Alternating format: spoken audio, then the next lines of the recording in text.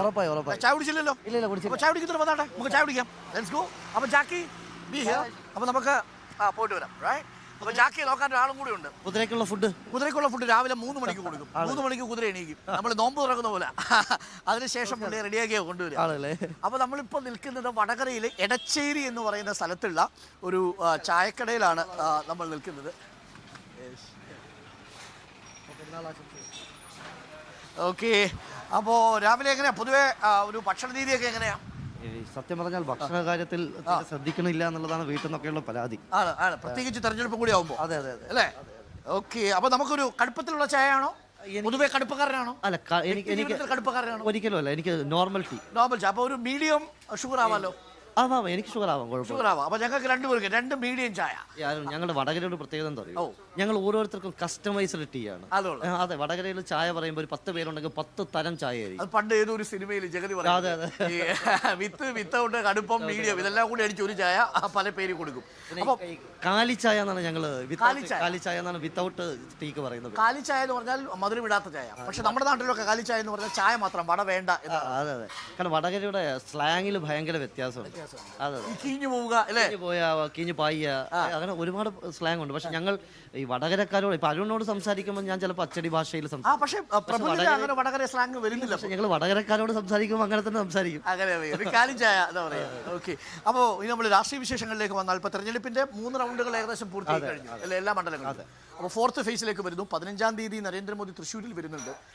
അപ്പോൾ ക്യാമ്പയിൻ വേറൊരു ഗിയറിലേക്ക് മാറുകയും ചെയ്യും.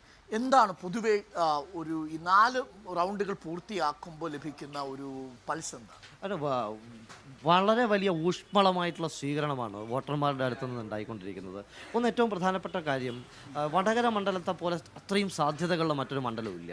ഇപ്പം നമ്മൾ 20 പാർലമെൻറ്റ് മണ്ഡലങ്ങളുടെ കൂട്ടത്തിൽ ഏറ്റവും മോശം മണ്ഡലം ഏതെന്ന് ചോദിച്ചാൽ ആ കൂട്ടത്തിൽ നമ്മൾ വടകരയുടെ പേര് പറയേണ്ടി വരും. കാരണം വടകരയ്ക്ക് വേണ്ടി കാര്യമായി വടകര തിരഞ്ഞെടുത്തവർ ഒന്നും ചെയ്തിട്ടില്ല എന്നുള്ളതാണ്. നമുക്ക് ഭൂമിശാസ്ത്രപരമായിട്ട് ഏറ്റവും സമ്പന്നമാണ്. ഇത്രയും വലിയൊരു തീരദേശ മേഖലയുണ്ട്. കൊയിലാണ്ടി മുതൽ കാപ്പാട് മുതൽ തലശ്ശേരി വരെ നീണ്ടു കിടക്കുന്ന തീരദേശ മേഖല, ഇടനാട്, നല്ല നെൽവയലുകൾ, മലയോര മേഖല, ഭൂമിശാസ്ത്രമായിട്ട് ഒരു ഭയങ്കരമായിട്ട് സമ്പന്നമാണ്. പിന്നെ മാത്രമല്ല വടകരയുള്ള സാംസ്കാരിക പാരമ്പര്യമുണ്ട്. ഇത് കളരിപ്പയറ്റുന്ന നാടാണ്. ഇപ്പൊ അരുണ് ഞാൻ വടകരക്കാരനാന്ന് പറയുമ്പോൾ അരുണ് ചോദിക്കുക കളരി അറിയാമെന്ന് ചോദിക്കും. അല്ലെ, ഇത് കളരിപ്പയറ്റുന്ന നാടാണ്, കുഞ്ഞാലിമരക്കാരുടെ നാടാണ്. കളരി അത്യാവശ്യം പണ്ട് കുട്ടിക്കാലത്ത് കുറച്ചൊക്കെ പോയി, പിന്നെ കണ്ടിന്യൂ ചെയ്യാൻ പറ്റിയില്ല.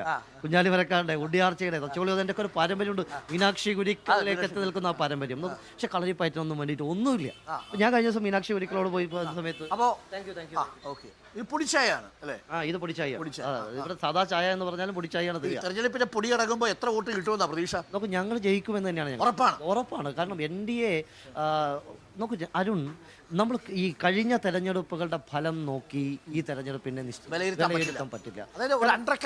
നോക്കൂ, അണ്ടർ കറണ്ട് ഉണ്ട്, അത് നന്നായിട്ടുണ്ട്. അത് എനിക്ക് കഴിഞ്ഞ ഇത്രയും ദിവസമായിട്ട് ഞാനത് ഫീൽ ചെയ്തുകൊണ്ടിരിക്കുന്നതാണ്. ഒന്ന്, രാഷ്ട്രീയ മാറ്റത്തിനുള്ള പാകത ആയോ എന്നുള്ളത്. ഇപ്പൊ അരി വെന്തോ നോക്കാൻ നമ്മൾ എല്ലാ അരിമണിയും എടുത്ത് വെന്ത് നോക്കേണ്ട കാര്യമില്ല. ഇവിടെ കേരളത്തിൽ രാഷ്ട്രീയ മാറ്റത്തിലുള്ള സാഹചര്യം ഉണ്ടായിരിക്കുന്നു. ത്രിപുരയിൽ എന്താണോ സാഹചര്യം ഉണ്ടായിരുന്നത് അതിനേക്കാൾ വലിയ സാഹചര്യം ഇന്ന് കേരളത്തിൽ സംജാതമായിരിക്കുന്നു. അതെ, സംസ്ഥാന സർക്കാരിനെതിരെയുള്ള ഭരണവിരുദ്ധ വികാരം വോട്ടായി മാറുമെന്നുള്ളതാണ് ഒരു പ്രതീക്ഷ.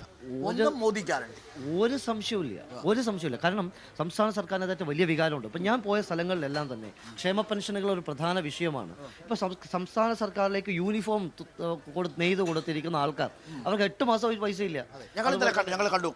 കൈത്തറി മേഖലയിൽ അവർ 8 മീറ്ററൊക്കെ യൂണിഫോം ഒരു ദിവസം തയ്ക്കുക എന്ന് പറയുന്നത് it is A Herculean task. അത്രയും കഷ്ടപ്പെട്ടാണ്. അവർക്ക് മരുന്ന് വാങ്ങിക്കാൻ, കുഴമ്പ് വാങ്ങിക്കാൻ പോലും പൈസ ഇല്ല എന്നാണ് പറയുന്നത്. ഇതൊക്കെ വലിയ വികാരമാണ് ക്ഷേമ പെൻഷനുകൾ. അതുകൊണ്ട് വടകരയ്ക്ക് കിട്ടിയതെല്ലാം തന്നെ നരേന്ദ്രമോദി കൊടുത്തത് മാത്രമാണ്. ഞാൻ അരുണിനോട് പറഞ്ഞില്ലേ, വടകര ഒരു ഞങ്ങളുടെ തേങ്ങയാണ് അരുൺ ഏറ്റവും നല്ല തേങ്ങ. വടകര കുറ്റ്യാടി തേങ്ങ. കുറ്റ്യാടി തേങ്ങയുടെ അത്ര ക്വാളിറ്റി ഉള്ള തേങ്ങ ഇന്ത്യയിൽ വേറെ തേങ്ങയില്ല. തീർച്ചയായിട്ടും. നോക്കൂ, ഈ കുറ്റ്യാടി തേങ്ങ ഒരു മൂല്യവർദ്ധിത വസ്തുക്കളാക്കി മാറ്റാൻ, അല്ലെങ്കിൽ ആ പ്രൊഡക്റ്റിനെ ആ രീതിയിൽ ഉപയോഗിക്കാൻ സാധിക്കുന്നില്ല എന്നുള്ളതാണ്.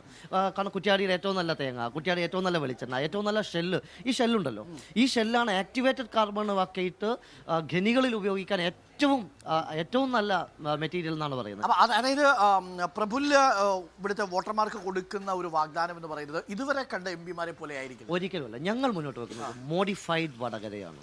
ഇതുവരെയുള്ള വടകരയല്ല. എങ്ങനെയാണോ മോഡിഫൈഡ് വടകര, അത് സമ്പൂർണ്ണ വികസനമുള്ള വടകരയാണ്. വടകരയുടെ ബസ് സ്റ്റാൻഡുകൾ മാറും, വടകരയുടെ റെയിൽവേ സ്റ്റേഷൻ മാറും, വടകരയുടെ ആശുപത്രികൾ മാറും.